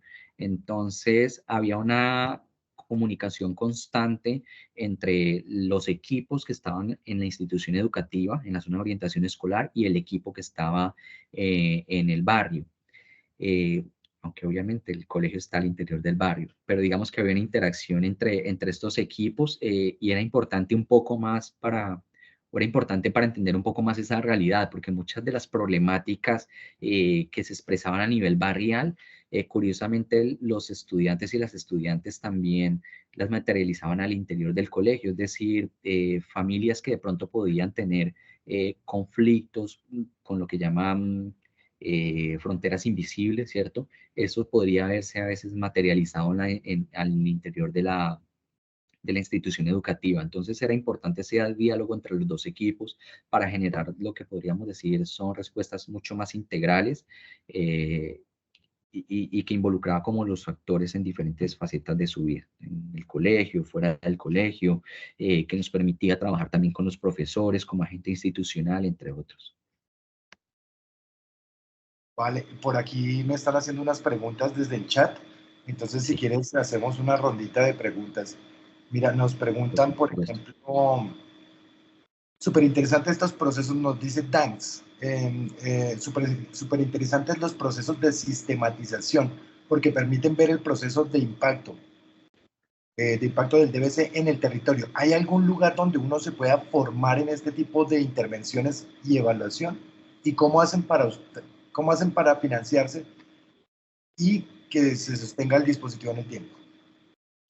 Bueno, ahí hay dos cosas importantes. Sí, digamos que la afirmación que hace el proceso de sistematización es fundamental, pues porque justamente muchos financiadores podrían venir y decir, ah, bueno, muy bacano lo que hacen, pero pues ¿cuáles son los resultados? O sea, ¿cómo miden ustedes que el tejido social se aumentó, que la comunidad está generando respuestas? Entonces, una forma de mostrar es, bueno, tenemos una red operativa, en nuestro caso, que atiende casos de sobredosis y tenemos los datos. En el año 2023 hubo 39 casos en calle y esos 39, que pudieron ser 39 muertes, pues solamente hubo una. Digamos que eso es información que parte de la sistematización, que es fundamental. Entonces, totalmente de acuerdo. Si no sistematizamos, pues no tenemos argumentos y eso le quita sostenibilidad. En este momento, en cuanto a financiación, pues nosotros funcionamos con cooperación internacional. En algunos casos también el tema de drogas, pues muchas veces es atendido por el sector salud. Entonces, el Ministerio de Salud, a través de la Secretaría de Salud Distrital de Cali y una S, que es la S Ladera, digamos que nos permite acceder a recursos para atender el tema de drogas. Por supuesto, eso implica que uno tenga unos diálogos con la institucionalidad, ¿no? Porque a veces vienen y el interés es, mire, vamos a atender personas usuarias de drogas, pero como dijimos, nosotros trabajamos con un enfoque comunitario y es también dialogar con con estas personas o con estas instituciones que tienen el recurso, pues porque es importante hacer ese trabajo mucho más allá de un enfoque poblacional y cuáles son los resultados que se pueden obtener. Son como nuestras fuentes de financiación, digamos, en este dispositivo en el que estamos, y formarse en el dispositivo comunitario. Corporación Viviendo tiene un centro de formación, se llama Centro de Formación Viviendo, y hemos tenido varias experiencias de formación en lo que tiene que ver con dispositivos comunitarios y el modelo de tratamiento comunitario. Hemos formado a docentes para el tema de implementación de zonas de orientación escolar. Sé que han habido experiencias en Bogotá en zonas de orientación universitaria y por supuesto en centros de escucha. Por ejemplo, el Santander de Quilichao hoy opera bajo este modelo, algunas de sus experiencias, pues por los procesos de formación que ha tenido, y sé que Ministerio de Justicia y de Salud también han apalancado este tipo de procesos.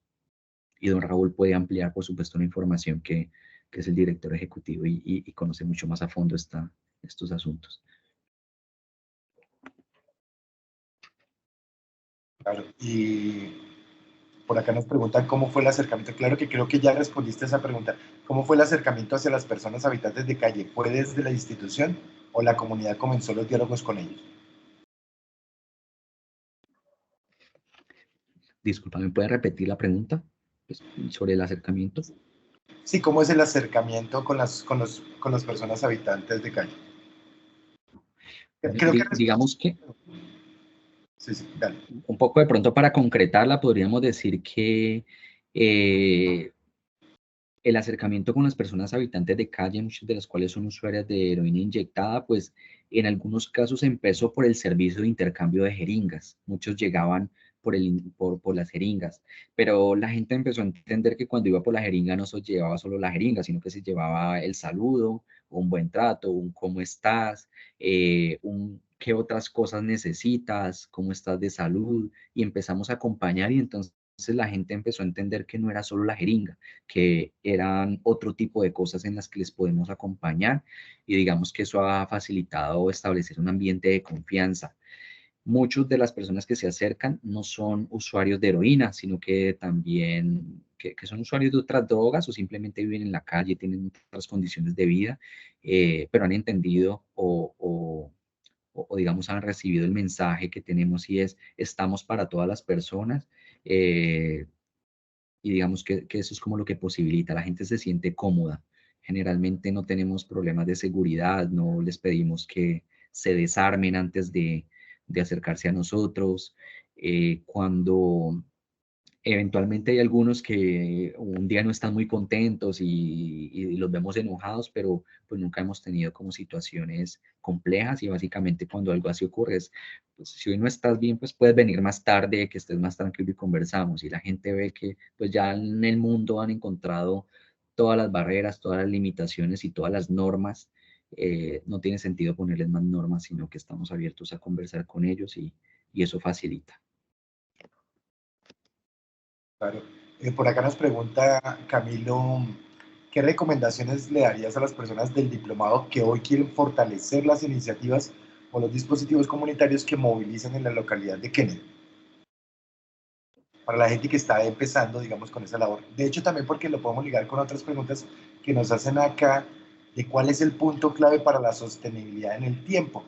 Entonces, primero, ¿cuál sería como la recomendación para aquellos que están como comenzando su proyecto? Bueno, lo primero es, pues, pues yo creo que como a nivel personal, yo creo que cada uno y cada una puede revisar su historia personal y es por qué le moviliza estar en este tipo de cosas, por qué le es importante trabajar, digamos, bajo lo comunitario, porque también una de las cosas que nos hemos encontrado es que a veces no es para todo el mundo, que hay gente que puede hacer muy buenas cosas, pero tal vez en otros lugares que no son estos. Entonces, si está convencido de que por aquí es, pues genial, porque yo creo que ese es el primer paso y es un poco lo que conversamos con el equipo.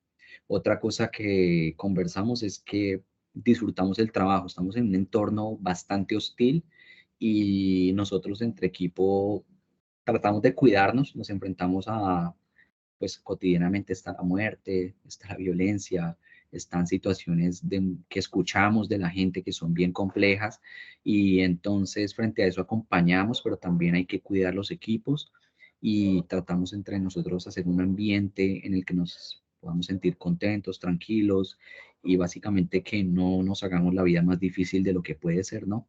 Que realmente uno termine y el día y pues salga contento y al otro día quiera volver a hacer el trabajo. Y ya un poco yéndonos más a lo técnico, mi filosofía, y bueno, mi filosofía no, la filosofía del tratamiento comunitario es más bien que todo el mundo tiene algo que aportar. O sea, todas las personas tienen algo que contribuir. En la medida en que la gente participa, pues los procesos son más fáciles. Nosotros, Felipe conoce, trabajábamos, tenemos una casa en la que funcionaba el dispositivo o uno de los servicios del dispositivo y el año pasado la empezaron a tumbar y a construir y tuvimos que irnos a hacer un trabajo en la calle, directamente en la calle, en una carpa. Todo lo que teníamos de enfermería, psicología, todo la calle. Irnos a la calle fue fácil porque ya teníamos un trabajo en calle. O sea, nosotros, aunque teníamos la casa, frecuentemente estábamos en la calle, ya teníamos unas relaciones establecidas. Y decíamos, este sol que está haciendo, ¿cómo vamos a hacer con la carpa? Pues lo que empezó a suceder es que la gente decía, no, venga, yo les guardo las cosas. Y entonces los vecinos nos guardan las carpas, nos guardan el material, nos guardan los equipos. Y al otro día no sino llegar y están ahí y uno trabaja. Eso puede sonar simple, pero es un entorno en el que un pedazo de varilla vale plata y no se pierde nada, no se nos pierde nada. Entonces, tejer relaciones con cada actor y entendiendo que cada persona puede, con el solo hecho de dejarlo hacer a uno afuera, está participando y está aportando, pues es importante. Y esto también tiene que ver con las relaciones institucionales. Lo que me he encontrado es que pues no todos los actores institucionales trabajan con el mismo sentido, ni tienen como, digamos, los mismos intereses. Hay actores institucionales que tienen su propia agenda, que es cumplir metas, que deben llenar listados de asistencia para demostrar que hicieron algo. eh, y a veces eso genera incomodidades, pero lo que hemos hecho en el equipo es identificar a cada actor que hay institucional y venga, usted va a hacer esto, está bien, hágalo con nosotros y lo puede hacer mucho mejor de lo que se lo está pensando y al final lo que queda es que eso que usted trae, que es un recurso cultural, artístico, en salud, de empleo, etcétera, pues le va a quedar a la comunidad. Entonces es como que la invitación es a trabajen con todo el mundo, dialogar con todo el mundo, van a haber conflictos, pero pues la idea es que que podamos tramitarlos, porque finalmente somos mediadores en las comunidades y en la medida en que seamos capaces de mediar los conflictos con otros actores institucionales también, pues eso nos acerca al trabajo y un poco también creo que permitiría esa sostenibilidad por la que nos preguntan, ¿no? Y es que uno pueda mantenerse en el tiempo. Cuando a veces nos llegan proyectos con metas muy retadoras, uno diría, si no es por las relaciones que tenemos, no podríamos cumplirlas. Nos están pidiendo que nos encontremos con tanta gente, pero son relaciones que se han construido y se mantienen en el tiempo y eso facilita. Sería como ese mi aporte a esa pregunta. Y por supuesto hay que hacer mucha incidencia y mucha gestión, que esa es como la parte que hace don Raúl. Por supuesto todo esto que les compartimos, él desde una visión mucho más técnica, pues le acerca a actores claves a nivel gubernamental para que se interesen en apalancar este tipo de procesos y para que sean aliados y nos vean a nosotros como aliados. Claro, ¿cómo entras tú ahí en el dispositivo? ¿Desde cuándo entras y cómo entras tú ahí? Bueno, yo les mencionaba que he estado en el dispositivo desde el año 2016 en diferentes experiencias, centro de escucha, estuve también en lo que tiene que ver con zonas de orientación escolar y en algunos procesos de formación, que era por lo que nos preguntaban ahora, formación en el modelo de tratamiento comunitario para la implementación de zonas de orientación escolar. En el 2020 tuve las experiencias de emprendimiento, soy terapeuta ocupacional, entonces acompañé algunas experiencias en el barrio Sucre y bueno, pues ese ha sido como mi trabajo allí en Sucre y terminando el año 2021, pues la persona que lideraba la coordinación en el dispositivo no continuó, digamos, en ese rol y entonces pues me invitaron a mí a acompañar el equipo, digamos, en lo que tiene que ver con la coordinación. Entonces digamos que ese brevemente ha sido como la forma en la que he llegado a este lugar. Súper, Jaime. Yo creo que podemos abrir una ronda de preguntas. Si alguien tiene preguntas, puede levantar la manita amarilla para ir organizándonos con las preguntas. Por Hay acá, una levantada. sí, es la de Carlos, pero es que no sé si creo que tiene el micrófono habilitado. Dana Valeria nos pregunta. Hola, sí. Dale, Carlos. Bueno, iba a No, no. leer, iba a leer la pregunta de Dana Valeria. ¿Los emprendimientos cómo los manejan? ¿Están mediados por alguna formación con entes como el SENA o algo así? Sí, justamente todo lo que hacemos pues tiene que estar mediado eh, por esta gestión de las redes, ¿no? Redes comunitarias e institucionales. Entonces, la Corporación Viviendo implementa una estrategia que se llama Desafío del Negocio de la Inclusión. Es digamos, un proceso de formación en emprendimiento bien interesante porque no implica que alguien sepa leer o escribir para formarse en emprendimiento de esa estrategia, sino que tiene un montón de, digamos, metodologías que pueden adaptarse para que la gente tenga un proceso de formación en emprendimiento y le llamamos emprendimiento, pero eso funciona para alguien que tenga un plan de vida. Si lo que quieres, no, yo lo que quiero es estudiar y quiero estudiar fuera del país, pues en ese proceso puede como adquirir las herramientas para organizar un poco su esquema mental de cómo va a lograr esa meta, pero digamos funciona mucho para emprendimiento. Cuando hemos hecho ese ejercicio, pues hay un equipo que lidera el acompañamiento, digamos, formativo. Entonces, siempre nos interesa que haya un administrador de empresas, pues por el tema de mercadeo y todo lo que económicamente implica crear un emprendimiento. Pero como hablamos de comunidades que generalmente tienen diferentes condiciones de vulnerabilidad, pues también hay alguien con un perfil psicosocial, ¿no? Para que puedan las personas que se enfrentan a esto entender eso que tiene que ver con sus competencias, con sus habilidades, si es realmente lo que les gusta y digamos si hace el acompañamiento. Y en todo ese proceso, pues la idea es que la gente pueda identificar sus propias redes, quiénes van a ser mis clientes, quiénes van a ser mis proveedores, quiénes van a ser las personas que me brinden un apoyo para yo poder llevar este emprendimiento a buen término. Y ahí entonces, por ejemplo, en las experiencias que hemos tenido, si alguien trabaja en emprendimientos de alimentos, pues hacemos visitas a lugares donde hay emprendimientos de alimentos para que tejan otras redes. Cámara de Comercio tiene algunas capacitaciones, el SENA tiene otras, lo que tiene que ver con manipulación de alimentos.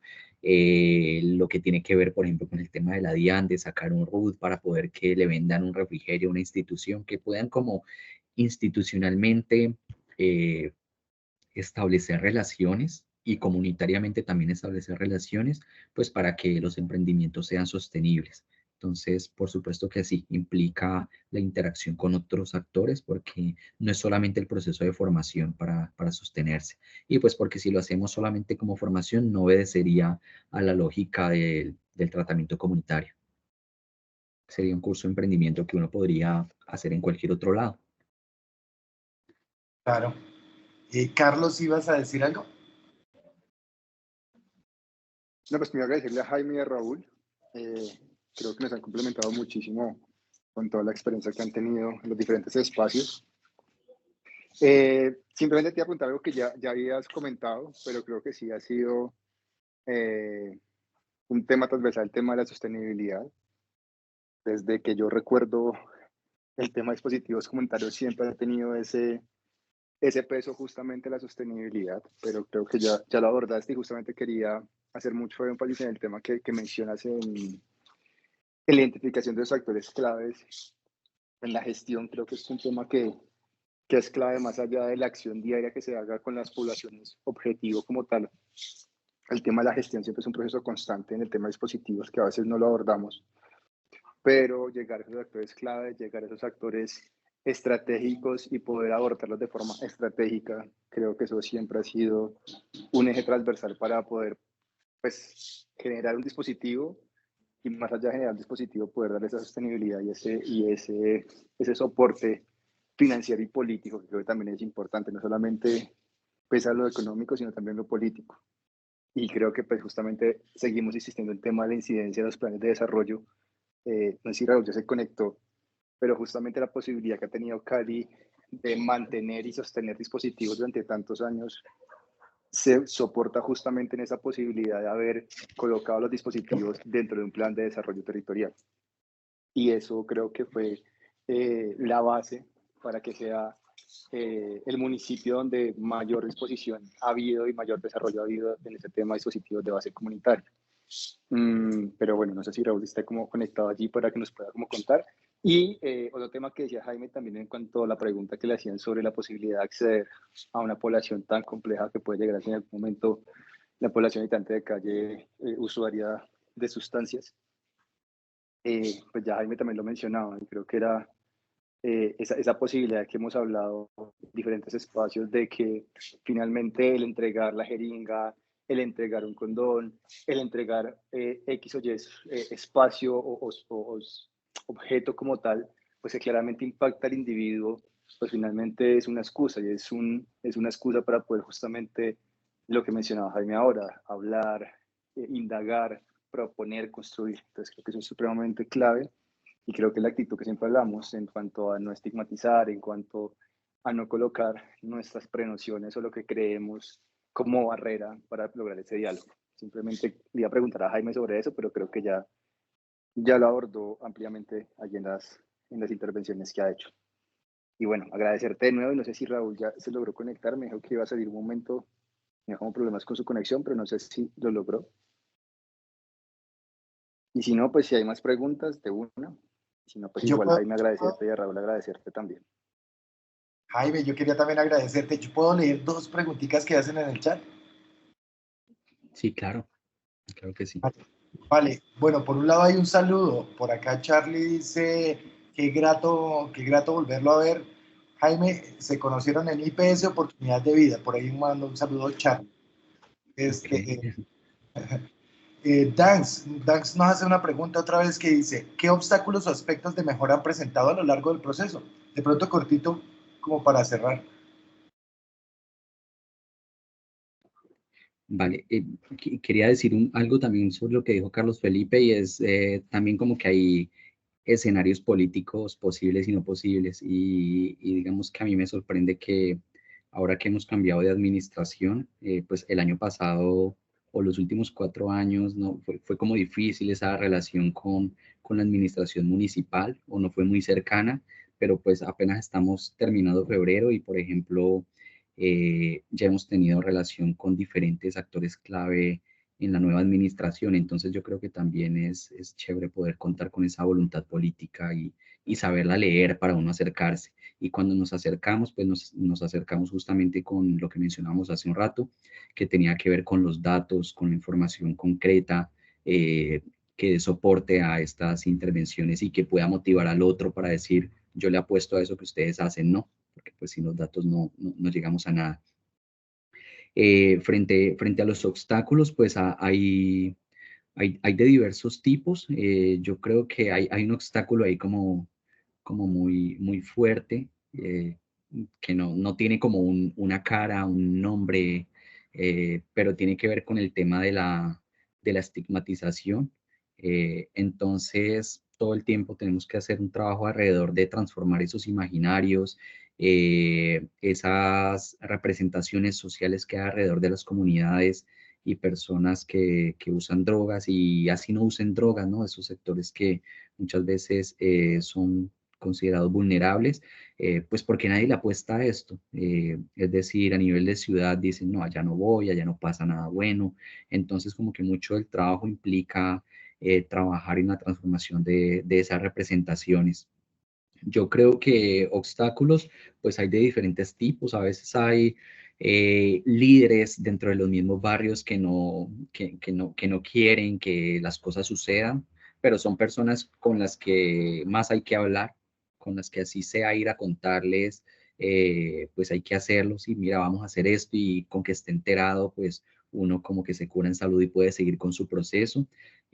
A nivel político también es importante siempre compartir como la información y a qué le apuntamos un poco para generar como aliados, pero yo creo que la disposición permanente debe ser hacia la tramitación de conflictos y a generar, a veces hay cosas que nos distancian, pero generar puntos de encuentro para que pues todos los actores ganen y podamos avanzar.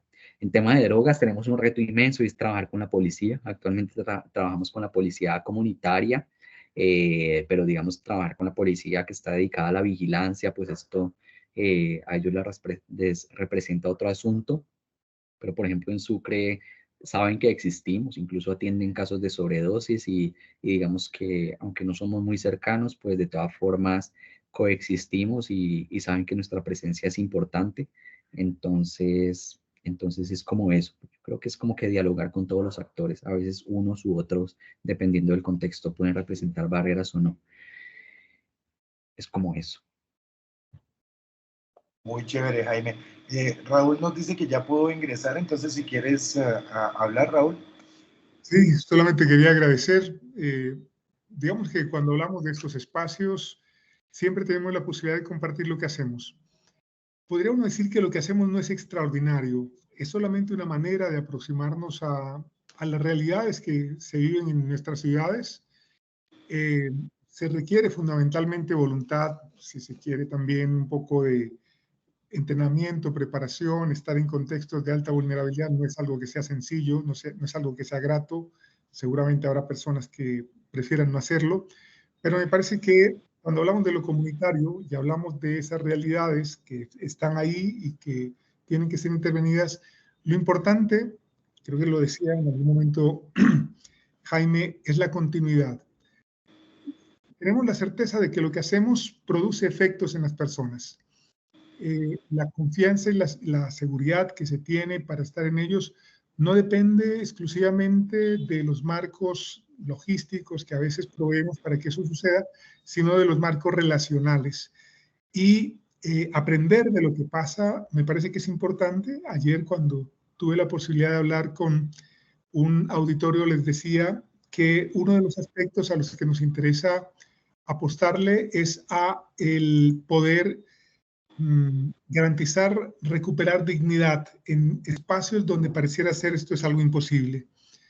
Devolver el nombre de la persona, hacerlo presente en las conversaciones, devolverle la palabra, darle un lugar en las intervenciones, no solamente a las personas que atendemos en calidad de usuarios, sino a las comunidades donde estamos, porque también hay reclamos implícitos que se hacen de manera soterrada a veces, explícita y a veces un poco agresiva, pero me parece que eso es necesario. Generar espacios de diálogo, de acercamiento, de conocimiento, sigue siendo uno de los elementos fuertes del trabajo comunitario.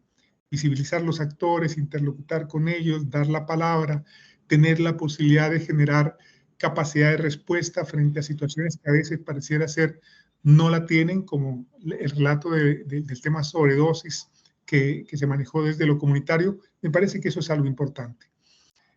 Carlos Felipe, que conoce este trabajo, que lo ha vivido, que lo ha padecido también en algunos momentos, sabe bien de lo que hablo. También está aquí Camilo, que igual nos ha ayudado a construir desde lo que son los dispositivos, los lineamientos, que hablan acerca de cómo hacerlo, porque nos parece que es importante que ojalá la mayor cantidad de personas posibles se acerquen a lo que lo comunitario significa, porque también entendemos que lo institucional, cuando se enfrenta a lo comunitario, a veces se desconcierta frente a lo que espera ocurra, porque desde lo institucional casi siempre se ve hacia lo comunitario como usuarios de servicios y no como interlocutores que en un momento dado pueden aportar elementos que garanticen que temas como seguridad, como delincuencia, como expendio, como consumo o como resolución de asuntos que pueden ser complejos, pueden tener una capacidad de respuesta real. Ese es como el colofón que quiero dejar, el asunto de por qué lo comunitario es importante, porque creo que la presencia en lo comunitario, cuando se hace de manera regular, construye respuestas.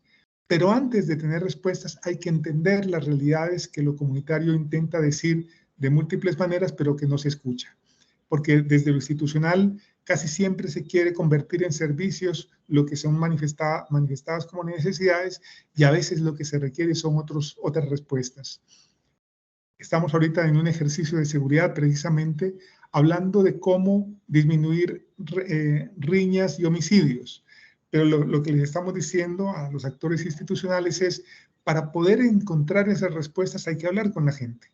Y hay que buscar que en lo comunitario también, hacia el principio, no aparezcan las respuestas, por lo menos se generen los escenarios para que la conversación, o la conversa, como también se dice, construya un escenario de acercamiento y confianza que permita que las respuestas empiecen a aparecer o a dilucidarse, porque a veces están y no las queremos. Yo dejaría ahí, vuelvo y digo mi gratitud con Carlos Felipe por la confianza, a ustedes por la paciencia y la audiencia, y expresar lo comunitario nos parece que siempre seguirá siendo un asunto que nos interesa cada vez que un escenario se abre. Muchísimas gracias. Muchas gracias, Raúl. Jaime, muchísimas gracias. Dale, Carlos, te doy paso. Muchísimas gracias. No, simplemente agradecerle a Jaime. Muchísimas gracias también por brindarnos como toda la experiencia. El tema que le damos con Camilo y con el equipo, pues que creíamos que era clave si se habla de dispositivos, pues tener a Raúl, que creo que es como de las personas que ha tenido el estandarte en el país, y me atrevería a decir que en América Latina sobre este tema. Entonces, pues muy agradecido, Raúl, también con vos, toda la experiencia y toda la información que nos brindas. Y nada, simplemente gratitud por ello, y no sé si de pronto Camilo quiera cerrar el espacio.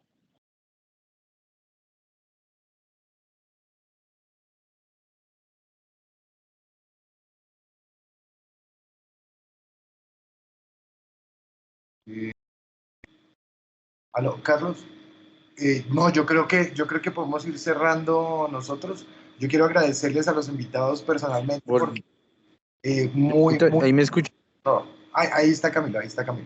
Dale, Camilo. Okay. Me tocó salir y volver a entrar, pero nada, yo creo que ya lo han dicho todos y todas, y creo que la experiencia de Cali ha sido muy, muy interesante, y todo ha sido en gran parte al ejercicio del trabajo, al esfuerzo y sostenibilidad que le ha dado personas tan importantes como las que hoy nos acompañan. Entonces, más bien el agradecimiento a ellos por contarnos esta experiencia, a las personas del diplomado por escuchar atentamente, por preguntar también, que yo creo que ahí lo decía Raúl, y es a través del diálogo y a través de preguntarnos todo el tiempo cosas, es que se va también fortaleciendo esta forma de ver el abordaje del consumo de sustancias psicoactivas, que como vieron, pues no es de hoy, no es de ayer, es de un tiempo largo, y hay un camino largo que hoy nos pudieron compartir. Johncito, te dejo ahí para cerrar también a ti la palabra, y desde luego gracias a Raúl y a Jaime por este tiempo que nos dedicaron y las enseñanzas que nos dejan aquí en este diplomado. Un abrazo a todos. Vale, no, pues no queda mucho más nada que decir, simplemente a todos recordarles que el proceso de las convocatorias sigue su curso, que todos tenemos una cita el próximo jueves para la siguiente clase. A los invitados mil y mil gracias, de verdad, personalmente les agradezco mucho la inspiración. A Carlos, muchas gracias. Y yo creo que nos vemos el próximo jueves en la siguiente jornada del diplomado. Muchas gracias a todas y todos los participantes por estar pendientes.